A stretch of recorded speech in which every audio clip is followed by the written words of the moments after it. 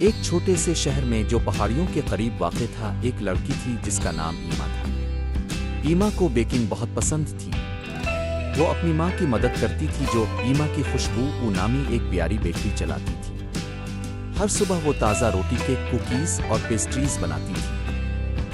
جب آپ بیکری کا دروازہ کھولتے تو آپ کو گرم روٹی کی خوشبو اور ایما کی مسکراہٹ کا استقبال ملتا۔ ایما کی بیکنگ کا خاص ٹیلنٹ تھا اور لوگ دور دور سے اس کے مزیدار نوالے چکھنے آتے تھے۔ مگر ایما صرف بیکنگ کے لیے ہی نہیں بلکہ اپنے نیک دل کے لیے بھی مشہور تھی۔ ایک سردی کی صبح جب باہر ہلکی برف گر رہی تھی، ایما نے دیکھا کہ ایک چھوٹا لڑکا بیکری کے باہر کھڑا ہے۔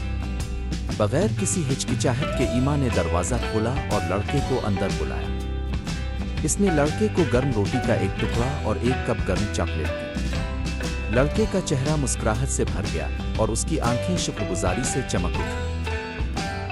اس نے ایما کا شکریہ ادا کیا اور اس کی آواز میں محبت تھی جب اس نے کہا، "آپ بہت مہربان ہیں مس ایما۔ شکریہ۔" اس لمحے نے ایما کے دل میں ایک خیال جگایا۔ اس نے فیصلہ کیا کہ اب سے وہ اپنی دکان کے سامنے اس ضرورت مندوں کے لیے ایک خاص ٹوکری رکھے گی۔ اس ٹوکری میں روٹی، پیسٹریز اور کوکیز ہوں گی جو کوئی بھی بھوکا شخص لے جا سکتا ہے، چاہے وہ پیسے نہ بھی دے سکے۔ ایما نے اپنی ماں کو اس منصوبے کے بارے میں بتایا جو اس کے خیال سے بہت خوش ہوئی۔ جب ایما کی نیکی کی خبر پھیل گئی تو شہر کے لوگوں نے اس کی مہربانی کو محسوس کیا۔ خاندان مل کر بیکری سے چیزیں خریدنے آتے تاکہ اس کے مشن کی مدد کریں۔ جلد ہی مقامی کسانوں نے بھی اجزاء فراہم کرنا شروع کر دیے اور دوسرے لوگوں نے ایما کی مدد کے لیے اجزاء اور سامان دینا شروع کر دیا۔